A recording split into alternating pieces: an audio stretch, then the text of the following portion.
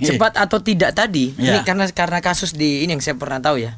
Bukannya kalau si laki-laki itu nggak datang itu makin cepat, Abah? Misalnya si perempuan gugat, terus si laki-laki ini nggak datang-datang, bukannya prosesnya makin dipercepat pengadilan agama? Nah itu namanya tidak datangnya itu karena tidak diketahui alamatnya atau diketahui tapi nggak datang. Baik, itu namanya nanti akan diputus. Kalau sama sekali tidak datang, akan diputus dengan putusan namanya putusan perstek. Kita membangun sebuah brand, sebetulnya goal awal adalah konsep kemandirian.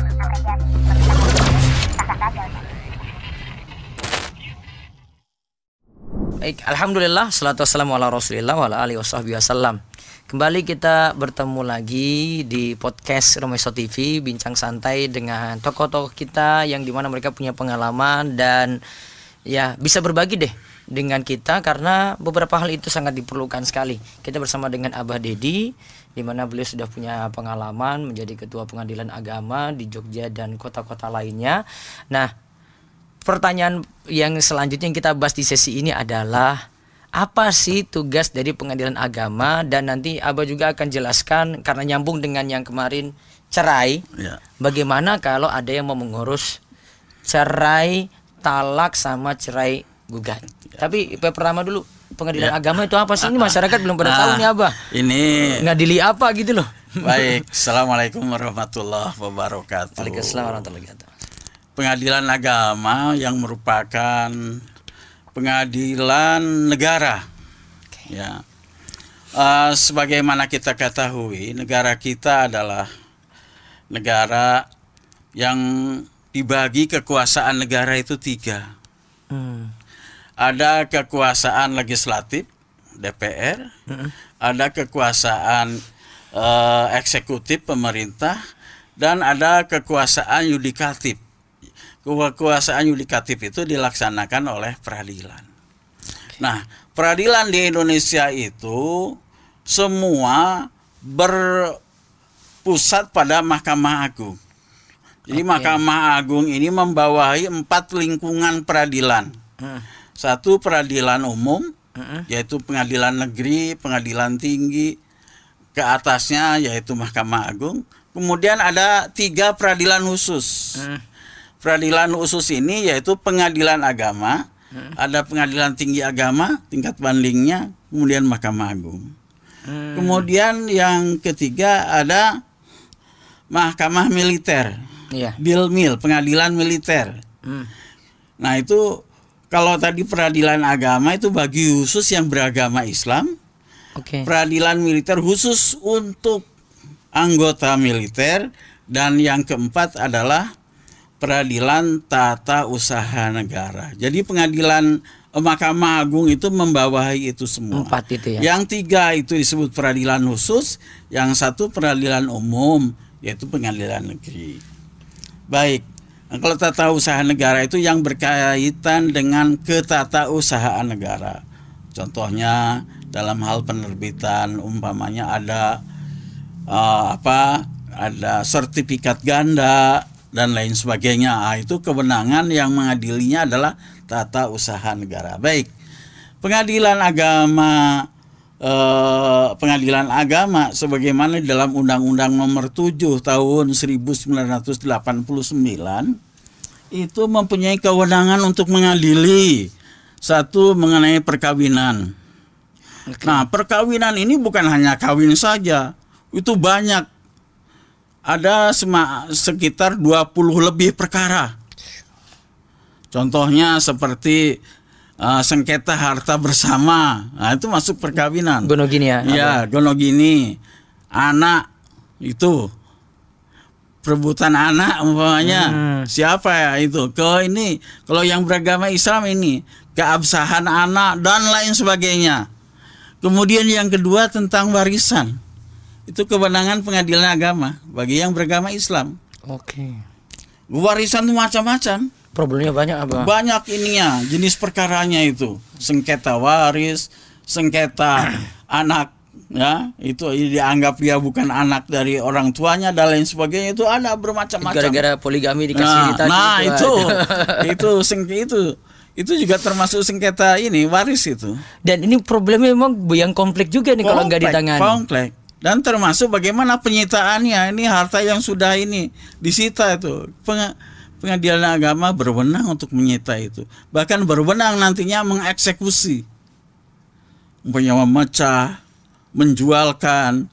Eksekusi itu ada eksekusi lelang, ada eksekusi real, dibagi ini ya. Nah, kemudian yang ketiga ada yaitu sengketa wakaf. Ini banyak juga sekarang ini sengketa wakaf. Ya, kemudian sengketa wakaf itu termasuk hibah di dalamnya itu. Dan yang terakhir ini revisi undang-undang itu nomor 7 tahun 89 yaitu ekonomi syariah. Itu kewenangan dari pengadilan agama antara nasabah dengan bank. Ya, antara nasabah dengan bank. Ya, ini termasuk mudharabah atau apa, termasuk pembiayaan macet, pembiayaan dan lain sebagainya itu ya. Ini kemudian juga berkaitan dengan PMH, perbuatan melawan hukum. Ini melawan hukum ini bank syariah ini. Ya, ini sekarang bank syariah di Indonesia ini sedang berkembang ini sekarang. Dan ada likuidasi sudah sekitar 2 tahun. Semua bank plat merah itu di bawah BSI. Ya, BSI namanya semua. Mau itu BRI Syariah, Mandiri Syariah, BNI Syariah itu dilikuidasi menjadi BSI itu ya. Ini banyak ini, dan kasus ini di Pengadilan Agama Yogyakarta sudah berapa itu, banyak sekali itu sengketa syariah ini ya, banyak itu. Jadi ekonomi syariah, ada gadai syariah sekarang yang berkembang itu kan, pembiayaan syariah itu mengenai pembiayaan untuk pembelian mobil dan lain sebagainya. Nah ini menjadi kewenangan Pengadilan Agama. Nah tadi yang ditanyakan oleh Ustadz, kalau sudah kita tahu loh, beginilah pengadilan agama, sama seperti di peradilan umum juga, gitu kan. Nah, bagaimana caranya? Yaitu yang mewilayahi diajukan gugatan itu yang mewilayahi daripada pengadilan tersebut. Nah, ini seperti kita bertempat tinggal di Wonosari di wilayah Kabupaten Gunung Kidul, yang jadi kewenangan PA Gunung Kidul ya. Gunung Kidul. Diajukannya begitu. Kalau benda beda lagi, di mana benda itu berada. Bukan orangnya yang punya. Ya, itu. Nah ini, jadi itu tentang kewenangan disebut kewenangan relatif itu. Ada yang tadi kalau macam-macam perkara itu namanya dalam ilmu hukum kewenangan absolut. Nah, kemudian kita bergeser bagaimana caranya, yaitu dengan cara membuat gugatan. Nah, cara membuat gugatan itu ada beberapa macam. Maksudnya ada beberapa yang harus terpenuhi itu. Makanya kalau bagi yang tidak mampu, ya untuk membuat gugatan itu bisa dibantu oleh para advokat atau pengacara. Karena itu harus memenuhi unsur-unsur gugatan. Identitas para pihak penggugatnya, pihak tergugatnya, dan harus jelas kedudukannya sebagai apa dia, dan mereka sebagai apa. Kemudian setelah itu, yaitu yang kedua setelah identitas, faktanya, posita, ya. Posita itu adalah kronologis kaitan hukum dari awal sampai akhir. Contoh dalam hal perceraian, sebelum terjadi perceraian itu harus ada pernikahan. Si A dengan si B itu nikah tahun sekian. Dalam perjalanan pernikahan telah lahir seorang anak. Dalam perjalanannya timbul pertengkaran yang tidak bisa diselesaikan, percekcokan, terjadi pemukulan, KDRT, ya, kekerasan dalam rumah tangga dan lain sebagainya. Tidak memberi makan, itu diceritakan secara kronologis. Kemudian terakhir nanti yaitu yang disebut petitum. Petitum itu permintaannya. minta apa? Minta diceraikan. Kalau warisan minta dibagikan. Nah, itu petitum. Jadi ininya itu cara berpikirnya induktif. Jadi, nah ini sangat teoritis sekali memang ya, induktif. Nah, kembali kepada tadi mengenai perceraian, apa yang diperlukan? Yeah. Jadi kalau tidak mampu, itu bisa kita menggunakan jasa, ya karena kita orang awam mungkin dalam hal itu bisa menggunakan jasa advokat. Atau datang ke pengadilan, nanti dibantu. Sekarang ini pemerintah menyediakan namanya pos bakum, pos pelayanan hukum. Nanti di situ akan dipandu oleh petugas pos bakum yang ditempatkan oleh pemerintah di pengadilan, baik pengadilan agama maupun pengadilan negeri. Nah, di situ akan dibantu cara membuat gugatan, gitu. Nah, kemudian didaftarkan di pengadilan tersebut yang saya sebutkan tadi. Nah, kemudian perlu juga diketahui oleh masyarakat. Ini kalau hal ini kan perdata. Tadi ini kan sengketa perdata ya, pengadilan agama ini. Maka setiap gugatan, setiap permohonan itu harus membayar persekot biaya perkara. Besarnya biaya persekot perkara itu disesuaikan dengan jauh dekatnya tempat tinggal para pihak. Karena nanti akan disampaikan oleh jurusita relas panggilan atau panggilan untuk sidang. Nah, yang membuat besar biaya perkara itu kalau jauh dari tempat pengadilan. Umpamanya yang satu ada di Jakarta, yang satu ada di Australia, yang satu ada di mana namanya, gugatan waris biasanya kayak gitu. Yang satu di Amerika dan lain sebagainya. Nah, itu kan memerlukan biaya untuk ininya, untuk memanggil itu para pihak itu. Nah, yang termurah itu yang paling dekat dengan pengadilan. Umpamanya kalau di Gunung Kidul itu yang tempatnya di radius 1 itu Wonosari. Ya itu dekat-dekat aja, itu lebih murah. Tapi kalau seperti di Panggang, di sini itu jauh dari Wonosari, itu lebih membengkak. Kadang-kadang masyarakat menanyakan, kenapa kalau yang di Wonosari kok lebih murah dibanding dengan yang ada di Panggang? Jangan-jangan ini petugas dari pengadilan ada main ini. Nah, bukan itu sudah ada ketentuannya. Ada radius 1, radius 2, radius 3 sampai radius 4. Berarti harus dicatat nih sama orang yang nggak curiga nih. Nah, ini bagi orang yang betul-betul tidak mampu. Nah, pemerintah sudah memberikan bantuan biaya, ya, yaitu nanti dibiayai oleh negara. Itu perkara tersebut dengan catatan waktu mendaftarkannya itu melampirkan sebagai pengganti daripada uang biaya persekot itu yang namanya SK, ya surat keterangan tidak mampu, SKTM. Nah, itu ya, SKTM. Nah, itu sebagai pengganti dari biaya itu. Nah, oleh karena itu perlu diketahui oleh kita, bahkan sekarang itu pengadilan agama dan lain sebagainya, ada program yaitu yang namanya sidang keliling ke kecamatan-kecamatan gitu. Yang diadakan di kecamatan yang sulit bagi para pihak untuk dijangkau. Berarti dari Wonosari misalnya ke Panggang, jauh itu, jauh dari ini. Itu ada ini ya. Nah, itu. Nah, kemudian ini sekarang apa saja kalau cerai yang perlu dibawa? Yang perlu dibawa ya. Nah, yang perlu diinikan. Pertama, sebagai identitas perlu dibuktikan oleh KTP. Berarti identitas KTP apa ya? Ya, identitas KTP.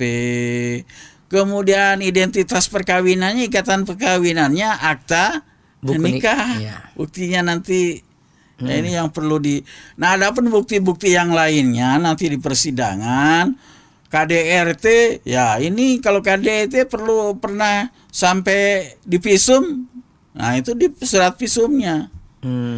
Umpamanya dia sudah 20 tahun tidak punya keturunan, surut keterangan dari puskesmas umpamanya dan lain sebagainya. Itu untuk bukti-bukti nanti dalam persidangan. Nah, sidang cepat tidaknya, satu tergantung tempatnya, yang kedua tergantung pihaknya itu ada nggak. Nah, bagi yang tidak ada diketahui alamatnya itu akan lebih lama. Karena sesuai dengan PP nomor 9 tahun 75 itu harus dipanggil melalui mass media.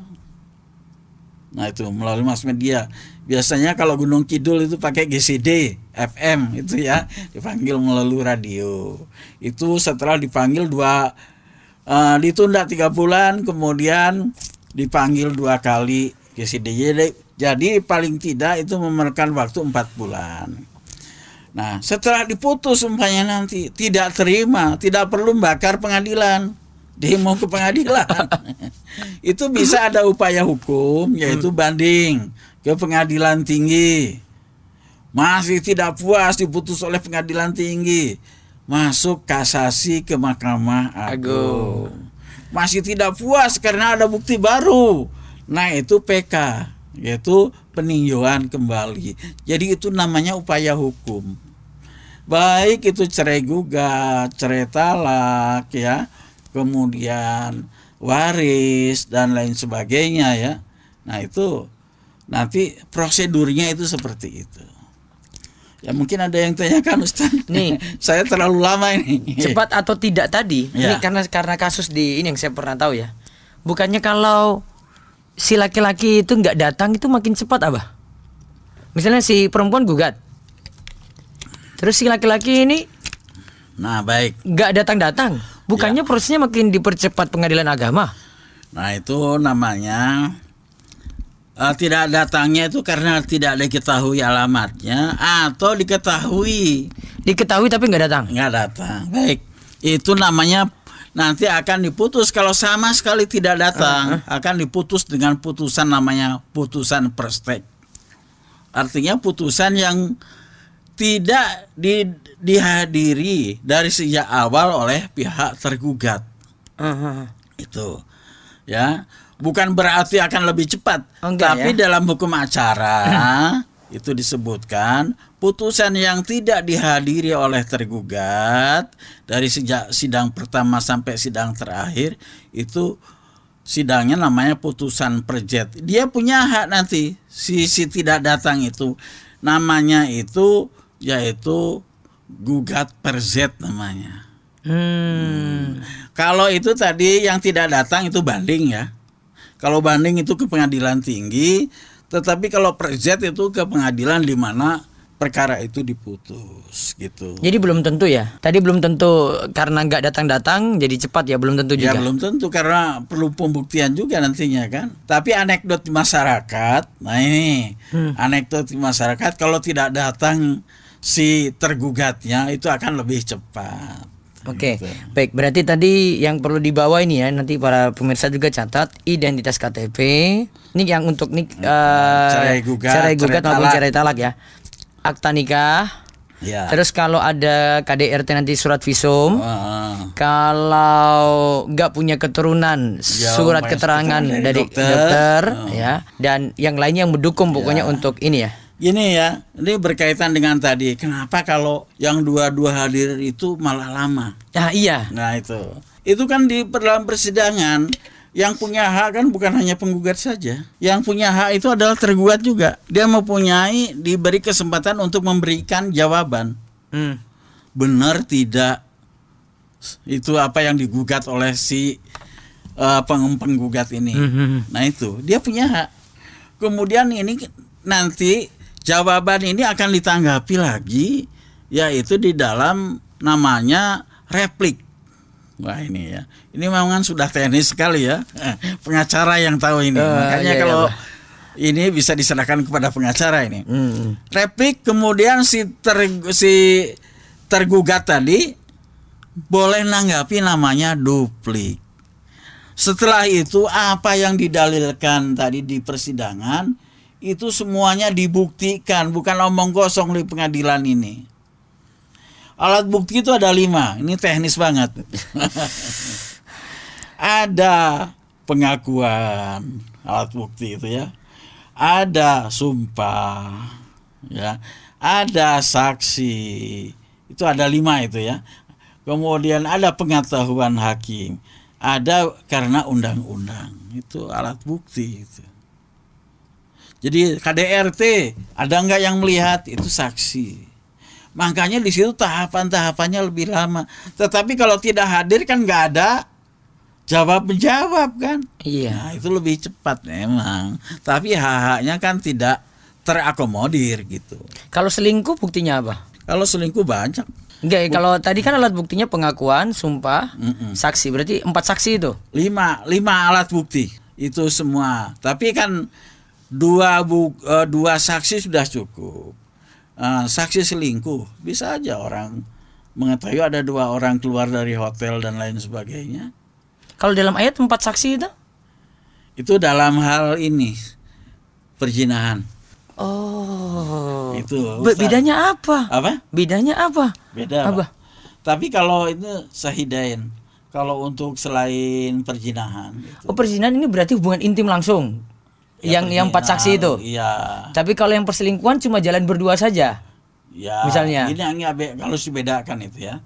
Perzinahan dalam Islam ya. Ini zina dalam Islam itu harus disaksikan oleh 4 saksi. 4 orang. Makanya di dalam Islam itu sangat berat sekali orang menuduh zina itu. Kalau tidak terbukti berbalik kepada yang nuduh. Kena kamu. Kodab. Ya kan? Iya.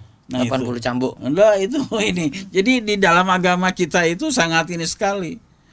Tidak main-main kalau nuduh dirinya itu harus meinikan. Nah, sekarang ini sulit sekali orang itu. Mestinya saksikan 4 gini. 4 orang itu. 2 aja belum tentu bisa. Kalau yang tadi yang perselingkuhan ini 2 saksi. Nah, bentuknya apa bedanya dengan zina apa? Di dalam alasan perceraian dari huruf A sampai huruf F itu ya, itu peradilan kita ini ya, peradilan di Indonesia ini, saksi itu kalau sebetulnya mendatangkan berapa saksi itu hak dia, boleh-boleh saja. Tapi nanti akan dipertimbangkan.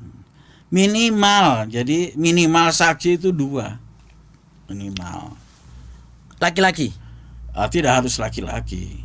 Kalau yang tadi menyaksikan. Memang kalau dalam Islam khusus Cina itu seperti laki-laki.